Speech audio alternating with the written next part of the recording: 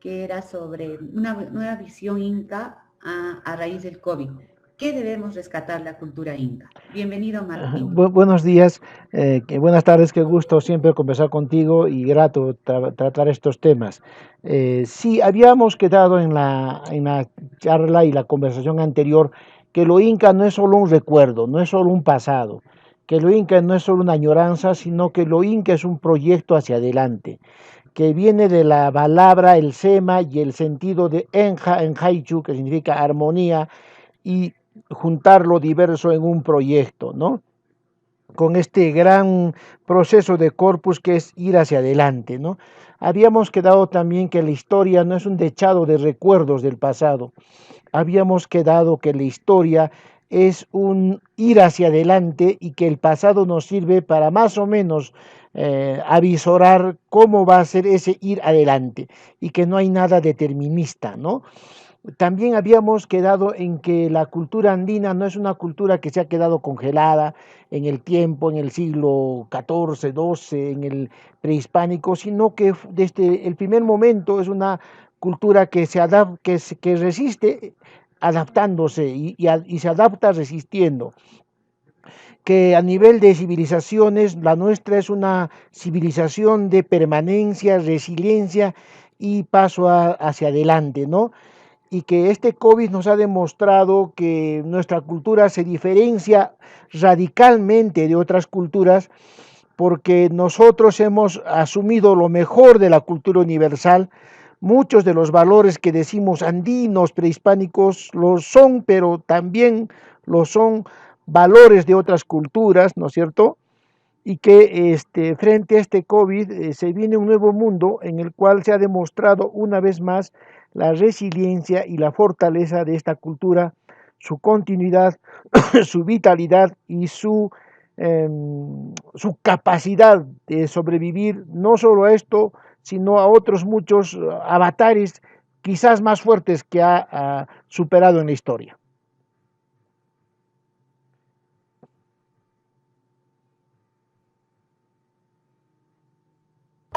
Sí, sí, justo eso estuve analizando en la semana, viendo diversas comunidades que siguen vivas. O sea, la cultura andina está presente y tiene una larga proyección de mantenerse en el futuro, es decir, de seguir coexistiendo con la naturaleza y en situaciones adversas, ¿no?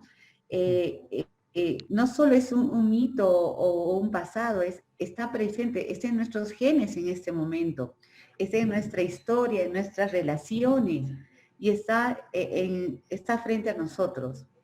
Sí, y no es solo lo prehispánico lo que sobrevive, sino que también elementos de la cultura española, inglesa, japonesa, de Oriente, India y de todo el mundo se ve en nosotros.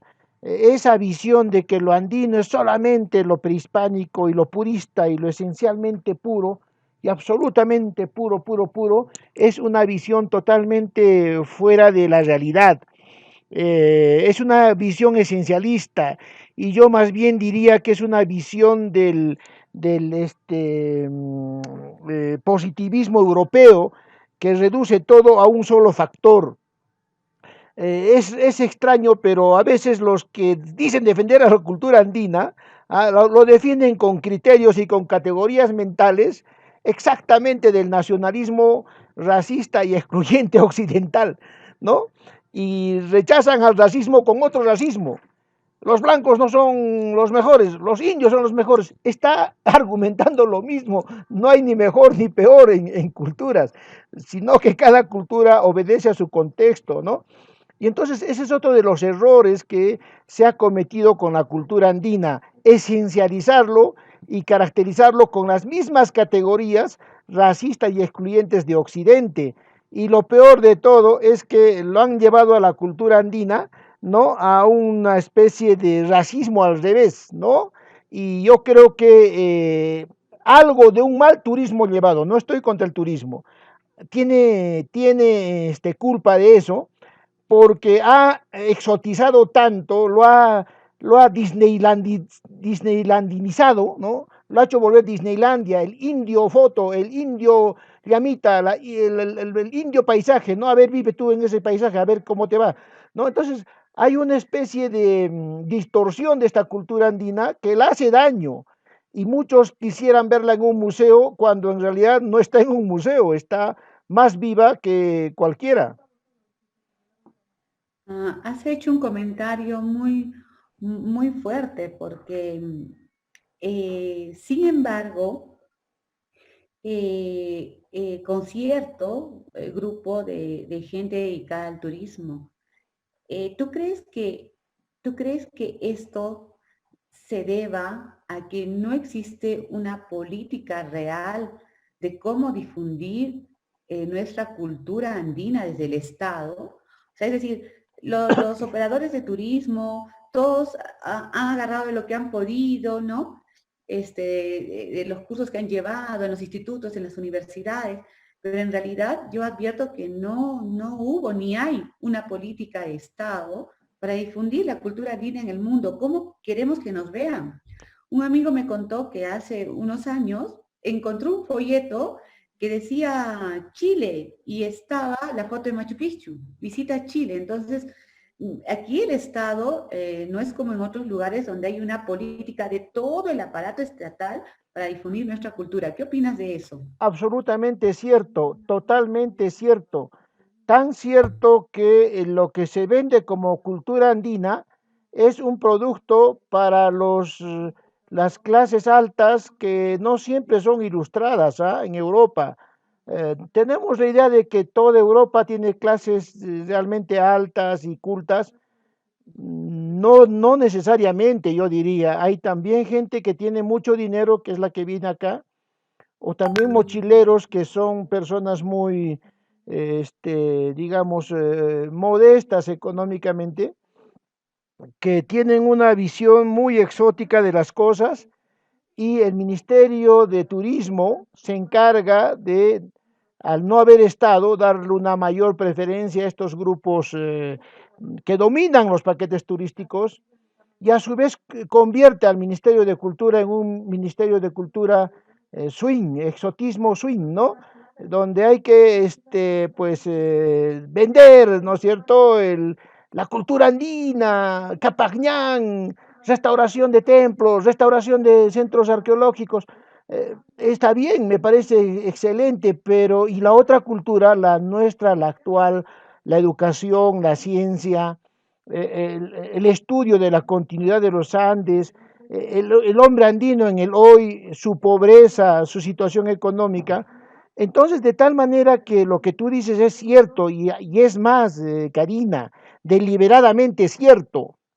Se necesita, cuando uno dice necesitamos un Estado más fuerte, comunista, necesitamos empresa privada, capitalista, por fin, Dios mío, necesitamos equilibrio entre ambos, un Estado más fuerte, más ciencia, pero fundamentalmente hacer del turismo, y esto quería hablar hoy, un proyecto que salte del turismo como venta, como producto simplemente de servicio, con ese dinero salte a promover la economía diversa, porque cuando no se diversifica la economía y se centra todo, siempre hay el peligro de vulnerabilidad y modernizarla como fue el proyecto de grandes pensadores del incanismo, del indigenismo, ¿no? Los grandes pensadores del indigenismo no congelaron, no fosilizaron la cultura en el pasado, sino que más bien pensaron en nuestro potencial cultural, porque era un potencial político, social, de modernización, en un futuro, y estoy pensando en Luis Evalcárcel, inducido por Alberto Yesque, en esa promoción de Uriel García, en esa promoción de José Gabriel Cosio y grandes hombres que quisieron ver en la cultura un pivote para adelante. Estoy pensando en el proyecto PER 39 de la UNESCO en los años 70, 60, 70, que ante el fracaso económico de la reforma agraria, quisieron hacer del turismo un pivote de desarrollo, dinamizar la economía, diversificarla y modernizarla. Y estoy pensando en la idea del boleto turístico y los últimos planes de los mejores expertos en turismo y yo creo que muchos de ellos, paisanos nuestros cusqueños, progresistas, que pensaron en ese turismo para reconvertir la economía y que ahora en esta pandemia, cuando ha destruido fundamentalmente el turismo, porque el turismo es el más afectado entre todos y eso mueve todo, nos damos cuenta que no hemos debido divorciar desarrollo total de cultura andina y turismo. Y ahora es cuando nos corresponde volver a encontrarnos.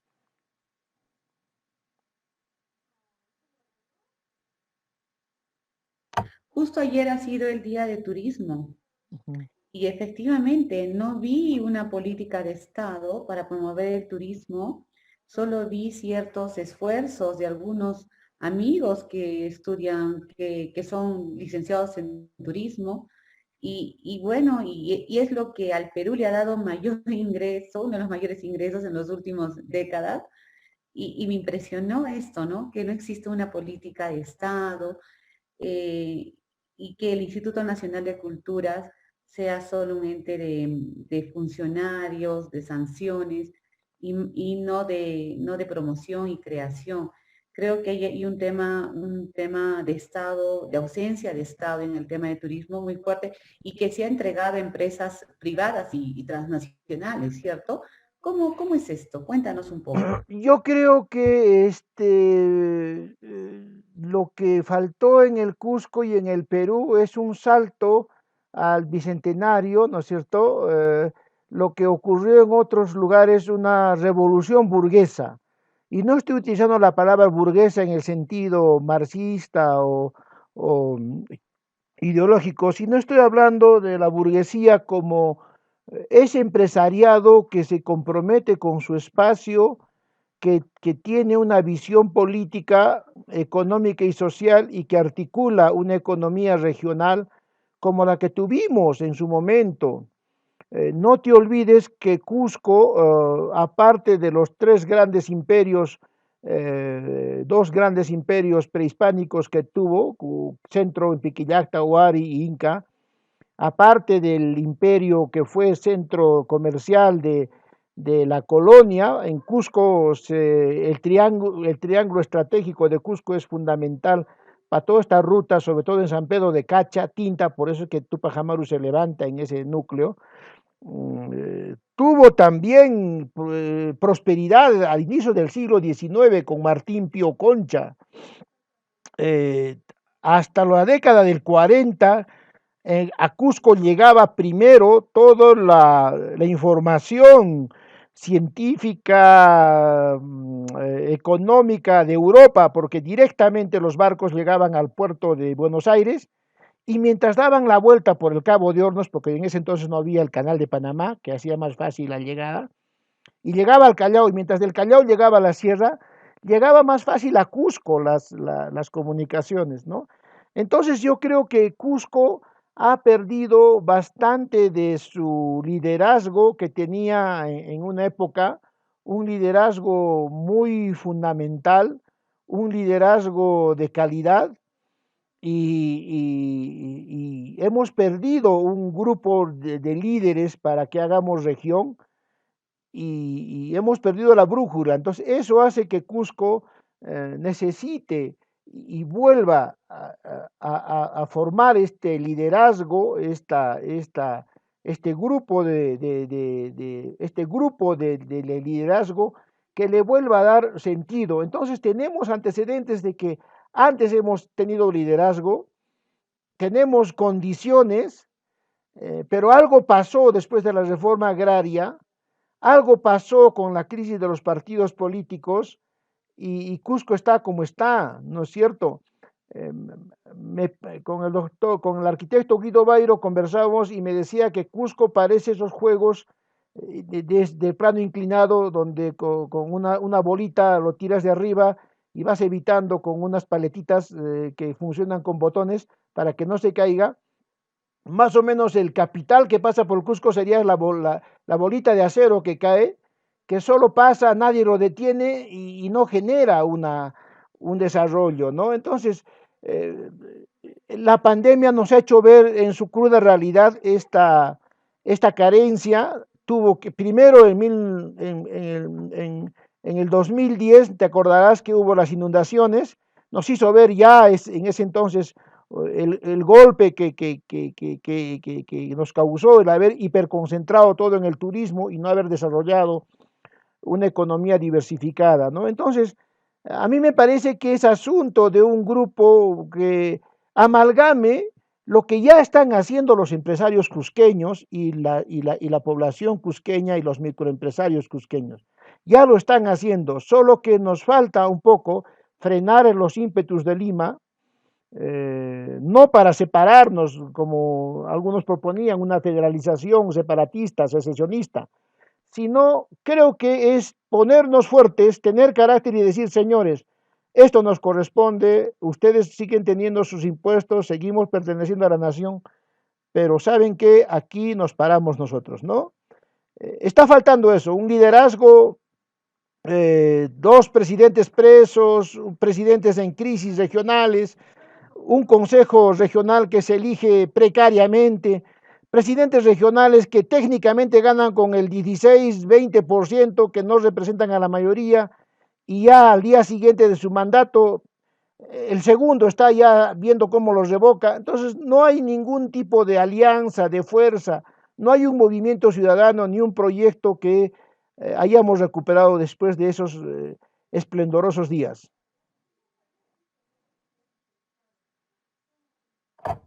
Muy bien, hemos hecho prácticamente un análisis político.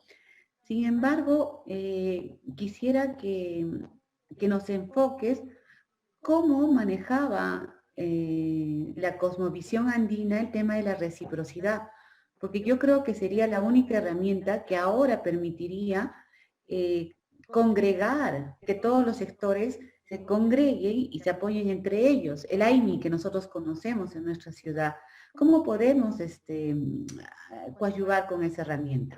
Acá tenemos, yo presento la figura de uno de los más grandes estudiosos, el que inauguró los estudios de la reciprocidad de la cultura andina como una manera de lanzar al Perú hacia adelante. Mm, el año 29, 3 años antes de que falleciera José Carlos Mariátegui, mm, los soviéticos convocaron a una reunión en Buenos Aires, ¿no? La Unión Soviética con Codovilla. Y dijeron, hay que hacer en este continente un partido de indios y de negros y como cual clase social bolchevique tomar el poder con las armas.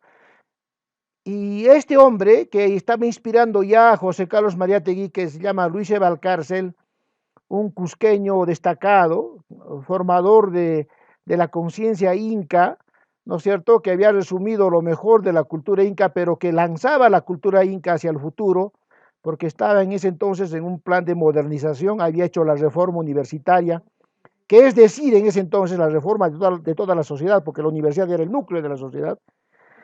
Entonces José Carlos Mariate, inspirado en este hombre, en el incalismo, le dice, ¿qué te pasa? Le dice, tú no vives en América, estás soñando, estás fuera de foco. En América no hay clases sociales como en Inglaterra o en la Unión Soviética. Aquí tenemos un pueblo distinto, aquí nosotros nos llevamos por la reciprocidad, por la cultura. Aquí la revolución no va a ser de luchas de clases, lucha armada, aquí la revolución va a ser una revolución cultural, una revolución de identidad, de cultura, lo que Gramsci llamaba el intelectual orgánico, ¿no? Y se enfrentó con la Unión Soviética y con estos cuadrados que venían de Europa. Y fue este hombre, Luis Valcárcel, quien desde 1923 le proveía al gamauta José Carlos Mariátegui todas las ideas para crear un socialismo sin calco ni copia, un socialismo heroico, ¿no es cierto? Una creación heroica, como él lo llamaba, peruanizar al Perú y todo ello. Y, y ya pues se pensó, no solo Mariátegui, desde la izquierda, desde el centro allá de la Torre hablaba de un pueblo continente, de una Indoamérica, y en la derecha el mismo Víctor Andrés Belaúnde proponía un país con raíces católicas que rescataba a través del catolicismo toda la cultura andina, porque no te olvides que la reciprocidad, el intercambio, el control de pisos ecológicos, la institucionalización de un Estado fuerte, la integración de los estados y las naciones, ¿no? Como había dejado herencia el Incario y España, se plasmó en la Iglesia Católica. La Iglesia Católica no fue como llaman y como creen muchos de la leyenda negra que extirpó las idolatrías, mentira. No te olvides que la Iglesia Católica que viene al Perú es una Iglesia Católica contrarreformista que asume y acusa las críticas que le hace la reforma a los protestantes, sobre todo a los dominicos que tenían una evangelización vertical. Entonces la Iglesia Católica, posterior a la Reforma, 1520-25, ¿no es cierto? Y con los jesuitas, 1540, es una iglesia que conversa, es una iglesia que rescata de la cultura andina lo mejor y en vez de imponer, conversa con las culturas que va. Y es así que el padre Marsal, Manuel Marsal, uno de los grandes antropólogos del Perú, concluye de que en los Andes la Iglesia Católica se salvó en parte porque encontró en la reciprocidad que de la que tú mencionas, en el modo de llevar lo andino, que no era pues lo maravilloso, porque aquí también había explotación, aquí también habían imperios que oprimían a los demás, eran pues humanos, no son ni ángeles ni demonios, ¿no? Entonces, y encontró una alta cultura, la alta cultura española. Y yo voy a insistir, este odio a España es un odio gratuito financiado por Norteamérica que quiere apropiarse de América. ¿Cómo pueden decir que la cultura española es una cultura totalmente atrasada? Cuando 9 siglos antes, 9 siglos, casi un milenio antes que el resto de Europa, España había recibido lo mejor del pensamiento grecorromano al cual se había negado el resto de Europa por mantener la unidad. Un Estado que peleó contra los conquistadores para defender los derechos del indígena. Un Estado español que incluso hasta mató a sus propios hijos españoles cuando abusaban a los indígenas. Un Estado español que repartió tierras a los indígenas así llamados, porque ese nombre es usado antes. Un Estado que tuvo un Francisco de Vitoria, un Bartolomé de las Casas, donde inauguró el derecho internacional. Entonces, todo esto que tú dices de la reciprocidad se fusiona en la cultura universal europea, se fusiona en nuestros proyectos con este gran hombre, y aquí pongo a Albert Yeseke, que en 1909, ¿no es cierto?, hace la reforma universitaria. Martín, se te va la señal. Ahora, ¿me escuchas? Ahora, ¿me escuchas? A ver, sí, yo creo que siempre hay que estar moviendo mejor. Ahora te escucho mejor. ¿Podrías recapitular el tema último? Ya, entonces yo decía que a partir del rescate de la cultura andina, Europa encuentra un destino. O sea, no te olvides que Europa entró en una situación de guerras entre colonias y entre naciones para sobrevivir. Se había instrumentalizado, había hecho de la guerra de la lucha fratricida toda una mecanización de la vida y buscaba en la cultura y buscaba en razones humanas un renacimiento. Había dejado mucho de su cultura humanística, de la fraternidad, libertad, y hermandad que había luchado. Y entonces la Iglesia Católica encuentra en América elementos para rescatar todo el clima de crisis a la cual se había sumido luego de la modernidad. Por eso el padre Marsal, un gran estudioso de la cultura andina, acuña la frase de que la religión católica y la cultura occidental se salvó con América. Este hombre se llama Alberto Yeseke. En 1909 tiene 26 años y viene a ser rector de la Universidad San Antonio Abad del Cusco, que era el centro del mundo político-social. La universidad antes no es lo que es hoy, no una institución más. Antes era una institución que centraba toda la vida de la sociedad, la política y la economía. Entonces, Albert Yeseke se rodea de este gran hombre cusqueño, Luis de Valcárcel, que no tiene ni siquiera una calle ni un edificio en su nombre. Y este hombre nuclea lo mejor del incanismo, de la cultura incana, y a partir de ese núcleo forma una propuesta que se llama cuscología. Vale decir, lanzar el Cusco como una cultura, como una empresa cultural. Y lo trae a este hombre, que si bien es cierto, tiene muchos defectos, Hiram Bingham, tiene muchos defectos, utiliza todo lo que ha hecho para ser senador de Connecticut en Estados Unidos, luego entra en una tremenda desfalco en la crisis del 29, pero este hombre dispara Machu Picchu al mundo y dispara la posibilidad de vender cultura. Pero no solo se trataba de vender cultura inca como un modelo de civilización, sino que a partir de esa venta, desarrollar la economía, la política y la sociedad. Por eso es que en la universidad uno de las primeras facultades que se funda es la Facultad de Economía. Lo primero, después de economía, lo segundo es crear facultades de ciencias duras, física, química, biología y matemáticas. ¿No es cierto? Porque antes la universidad era trivium, oratoria, retórica y teología. Entonces, este salto modernizante que da la universidad se frustra porque no hay un grupo político que continúe esta reconversión de la industria cultural, que esa sí es una industria cultural propiamente dicha, a un marco de desarrollo diversificado y modernizante de Cusco.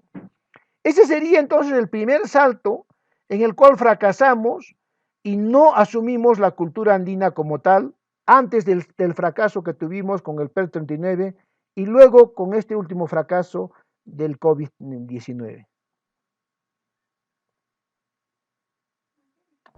Entonces, debo entender de que a raíz de nuestro modelo de vida, ¿no? Basado en la reciprocidad, la idea era formar la estructura económica, política de las regiones y de los países. Mire, esto yo no sabía, por ejemplo, ¿no? Siempre pensaba que ombligo del mundo por el tema cósmico, ¿no? Pero no pensaba que ombligo del mundo por el ejemplo de cultura. Y nos estás demostrando con esta charla que si nosotros no recuperamos una real reciprocidad, porque sabemos que también este término ha sido muy usado, pero para efectos negativos, pero si no buscamos una real reciprocidad, nuestra nación no va a salir adelante. O sea, es decir, es el apoyo que tenemos entre nosotros y no todo es económico.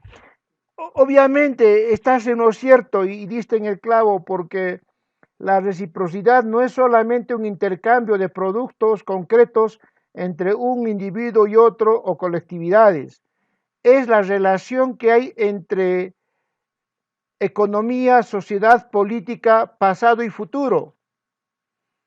Eso es la reciprocidad. Tuve el honor de escuchar la última charla personal de mi maestro Jorge Flores, unos meses antes que se nos fuera, muchos meses, un mes antes del COVID, que lo visité, y como premonitoriamente me dio una charla de modernidad de 2 horas. no pude grabar, pero se ha quedado en mi corazón, y me decía que reciprocidad es la relación perfecta que hay entre el pasado y lo que viene, la predictibilidad. Es un concepto así como colga, como, como Pirway, ¿no es cierto? Donde depositas todo, pero no para ahora. A la mujer le dicen taje, ¿no es cierto? Porque es la que realmente gobierna pues, el mundo. Sin mujeres seríamos un disparo los varones, que ellas son las que realmente planifican. Y el varón le dicen guaraja. Esa relación de dos, de conflicto entre pasado y futuro, que es el enjaichu, sociedad, economía, política y religión, eso se llama reciprocidad andina. Eso ha funcionado en parte en la colonia. Aunque no creas, Karina, los españoles, Austrias, hasta 1740, antes de que el Perú se desbordara con los Borbones, hicieron reciprocidad y prosperaron. ¿Por qué crees, Karina, tú y todos los que están escuchando, que el Perú no ha caído y ha colapsado como otros países africanos, Biafra, Burkina Faso, Colombia misma, que está ahorita peleándose con falsos positivos, matanzas y limpiezas sociales? ¿Ah? Chile, que del saqueo no se recupera. Bolivia, que está con un golpe tan horrible. Entonces, ¿por qué Perú no? ¿Por qué Perú no ha entrado en esta fase? ¿Por qué pese al golpe tremendo que hemos sufrido en la economía tenemos posibilidades? Ni siquiera hemos descendido bajo cero. Tenemos reservas y tenemos capacidad de respuesta social en la economía. Justamente por la reciprocidad. Y como te decía, nosotros valoramos la cosmovisión andina, que el Yamañaui, que la estrella tal, que el chasca, que el idioma. Muy bien, me parece excelente. Que los tocapus, y, y esta institucionalidad, esta reciprocidad que sigue, ¿no es cierto?, ha sido más bien burlada no por la sociedad andina. El fracaso del primer proyecto de hacer del turismo una industria cultural para diversificar y modernizar la economía no se debe a la población andina. El fracaso del PER 39 de hacer, y aquí te muestro, por ejemplo, Coporaque, esta linda ciudad de Coporaque, donde vas a ver tú restos arqueológicos prehispánicos y coloniales, no se debe a la sociedad andina. La reforma agraria no se debe a que el campesino no tuvo capacidad de respuesta. Mentira. Fueron las instituciones copadas por borbones y criollos, ¿no? Es exagerado decirlo, pero que han hecho pues mal entendimiento del Estado, la corrupción, la falta de institucionalización que no viene de la sociedad andina. La falta de calidad de ciudadanización no viene propiamente de esos caracteres andinos, vienen de otros factores donde se distorsiona nuestra cultura, y es eso lo que tenemos que rescatar en esta nueva fase, ¿no? El PER 39 también fracasa por un exceso de burocratización, corrupción, desvío de fondos y mala planificación y nula visión de burócratas sobre todo, malos burócratas, porque también hay los buenos que no supieron ir más adelante. Entonces, a raíz del COVID, debemos entender que el sistema actual ha fracasado y que la única forma de recuperarnos como sociedad es volver a nuestros orígenes, que es la reciprocidad, el AINI. Y esto no se va a lograr, ya tenemos la meta, que es la reciprocidad, pero esto no se va a lograr desde un gobierno de Lima, sino quien tiene que liderar esto somos nosotros, los cusqueños, porque aquí está viva la cultura andina más que en cualquier otro lugar. Yo rescato mucho la presencia de Daniel Estrada Pérez, que si bien solo hizo unos cambios cosméticos en el Cusco, sí nos dio algún orgullo de liderazgo. Rescato la presencia histórica de Carlos Chacón Galindo, que a quien le debemos la caja municipal, empresas municipales con carácter de privado que han dado al Cusco alguna posibilidad de desarrollo. Saludo la presencia de burócratas como Guido Bairo que tenemos en la actualidad, o como algunos funcionarios como Gilberto Muñiz Caparó, u otros que lideran, y tenemos gente muy buena ahora en el Cusco. Académicos de primera que 12 nos han ido ya. Progresistas, tenemos un Paredes Pando, tenemos luminarias en el Cusco. ¿Qué esperamos? Lo que está faltando es un liderazgo, un amalgamamiento. Tenemos experiencias muy positivas. Lima puede ganar mucho más, dándonos más capacidad de regionalización y autonomía, porque así como está Lima, va a recibir menos impuestos, va a tener una sociedad más vulnerable y por ende, cuanto más vulnerable, más proclive a que ocurra algo como una secesión, una rebelión masiva. Nada como el abandono para perder una región. Entonces tenemos aquí que rescatar una concepción mucho más nuestra de unidad. Necesitamos tener autonomías regionales como tenían los incas cuando manejaban los pisos ecológicos. El manejo de pisos ecológicos es sabio. Ellos no se metían en la administración de sus espacios. Cada curaca tenía un régimen, tenía un control, tenía una autonomía. Y fíjate, Karina, que con toda esa sabiduría se habla tan mal del Estado español, pero no se ha visto cómo, por ejemplo, los corregidores y los virreyes hacían visitas. ¿Y qué son las visitas? Se sentaban meses y hasta casi medio año a recibir la información de los curacas de cómo funcionaba esto. Y han hecho la continuidad. ¿Quién es mejor que los corregidores y los cabildos han manejado la economía con el modelo andino? Los españoles. Y muchos de los más exitosos gamonales o terratenientes que tenían una relación muy armoniosa con sus indígenas, entre comillas, han seguido estos procesos. Si tú te das cuenta, después del reparto de tierras, la composición de tierras de Jerónimo Cabrera Lartaún de 1656 al 59, un sacerdote dominico, ha habido una presencia de la sociedad andina fuerte. La gran cantidad de la economía republicana se ha movido en relación a esta armonía de sistemas económicos andinos entre las comunidades y las haciendas. Ya es a finales del 19 que las haciendas se vuelven duras. Por eso es que vas a tener una serie de levantamientos indígenas que van a terminar con todo el régimen de caudillismo y vamos a entrar a la patria nueva de Leguía. Y la crisis del 29 va a originar los partidos de masas que van a mejorar esto con la ley de Leguía de comunidades campesinas de 1926. Vale decir entonces que la sociedad y la lógica de reciprocidad andina no solo han estado presentes en la historia, siguen presentes hoy.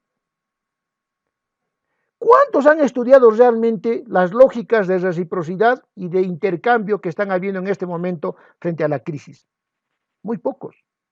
El señor González Izquierdo, que es uno de los mejores economistas, te dice algo de eso. Teófilo Altamirano, experto en sociedades económicas, economía actual y sociedades prehispánicas o culturas prehispánicas actuales, está sacando un libro bonito sobre cómo se ha resistido la pandemia, ¿no es cierto?, a partir de estas lógicas. Pero nos falta alguien que nos amalgame, alguien que estructure. Entonces la sociedad andina pues no es una sociedad de museo, qué lindo Inca, su Uncu, su Tocapu, sus Payáis, no. La sociedad andina Inca es una sociedad que sigue viva, pero que lamentablemente no está en el poder. Sí, sí, efectivamente, tienes mucha razón, toda vez de que la reciprocidad se ha perdido en los últimos años. ¿Cómo es un hombre recíproco? ¿Cuáles son las características de un humano recíproco? Tres dimensiones. Mira, es increíble. Yo también, tú sabes, yo soy capacitador, o sea, aparte de historiador, mi trabajo fundamental, tú sabes que es enseñar, porque me encanta, ¿no? Aparte de historiador, yo soy profesor titulado y tengo 30 años trabajando con profesores rurales en campo, ya, en campo. Y he tenido el honor de participar en muchos diseños de políticas educativas como miembro consultor o participante pleno. Mi filiación política y mi carácter de no estar con regímenes políticos me lleva a que no he estado oficialmente, pero siempre me consultan. De alguna manera soy consultor.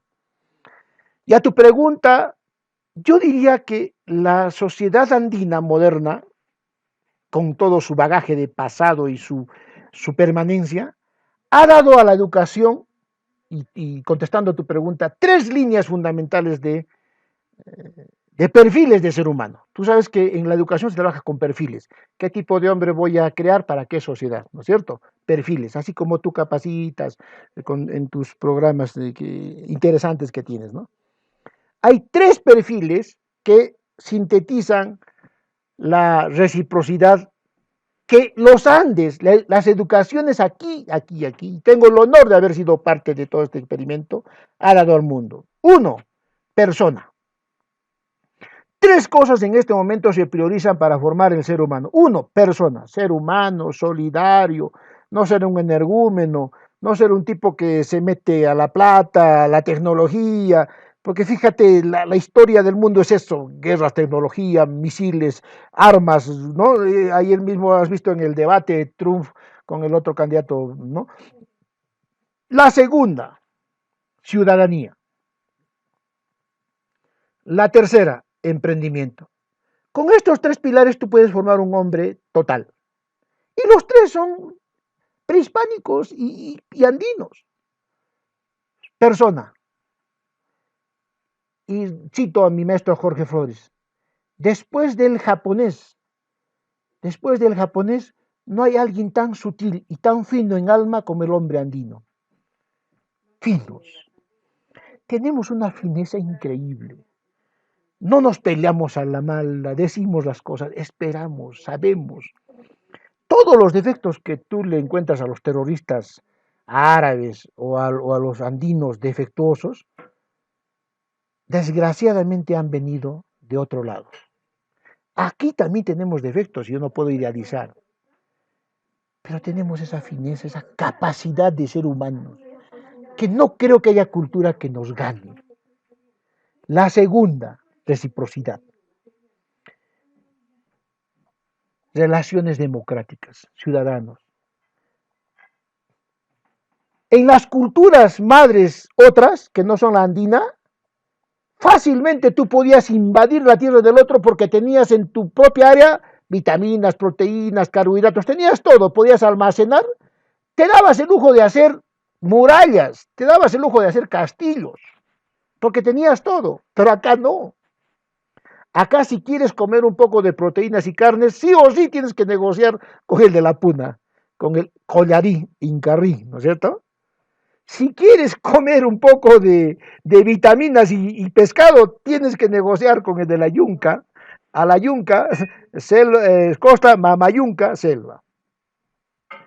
El mismo hecho de tener un sistema tan complejo donde tienes que acumular pequeñitas cosas de aquí, de lejos, y de nichitos ecológicos, acá no hay producciones en valles, como te decía en la conversación anterior, te hace democrático.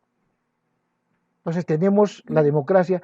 No, ya pues ya está bien, complementemos nuestro concepto de democracia griego, de Hobbes, de Locke, de los ilustrados y de la moderna democracia con nuestro concepto andino.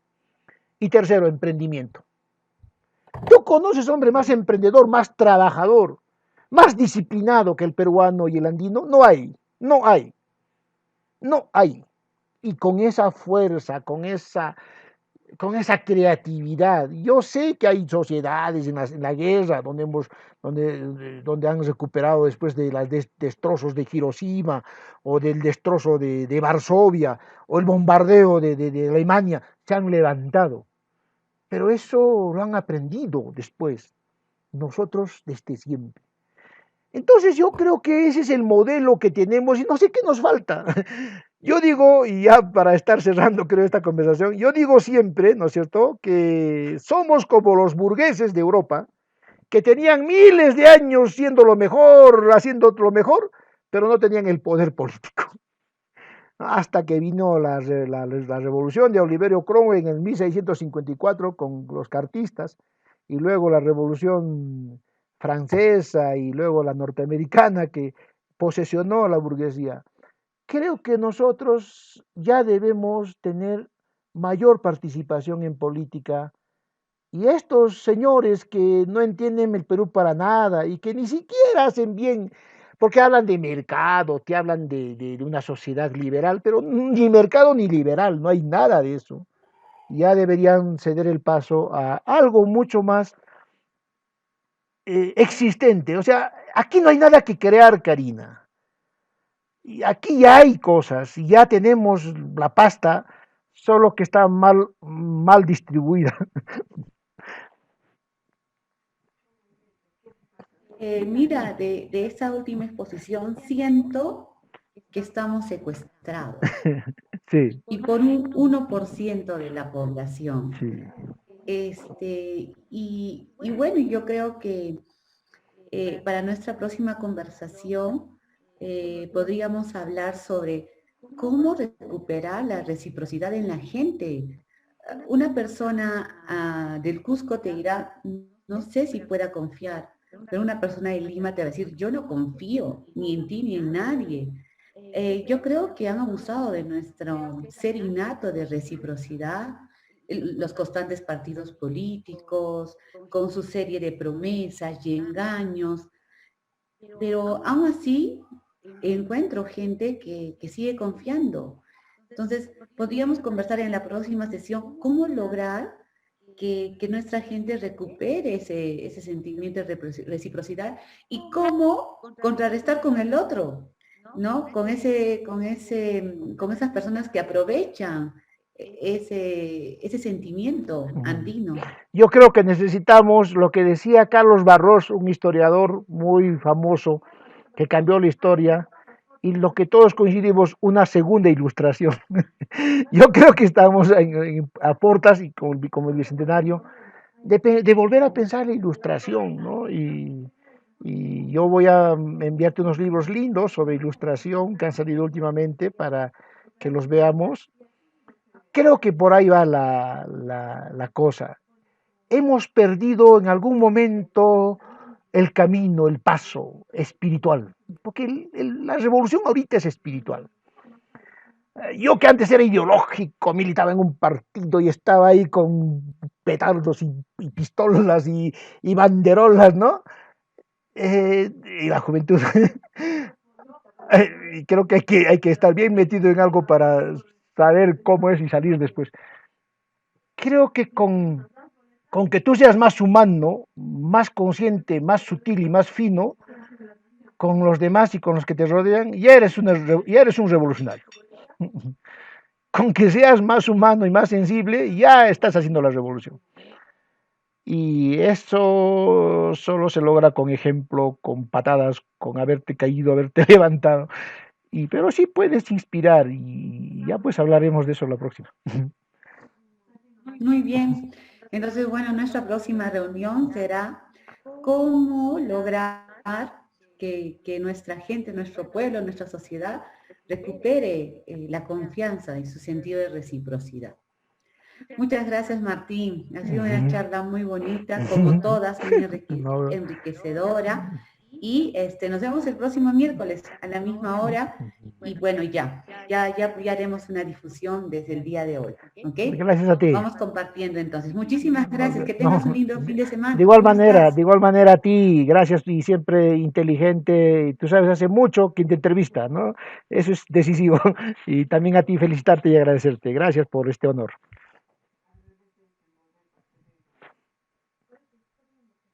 Ok, nos vemos el siguiente miércoles. Muchísimas gracias por tu tiempo. Un abrazo. Gracias. De igual manera.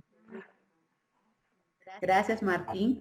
Bueno, los invitamos para la próxima semana, con los días miércoles, para conversar sobre una nueva visión de la cultura andina a raíz del COVID y hablaremos sobre la reciprocidad.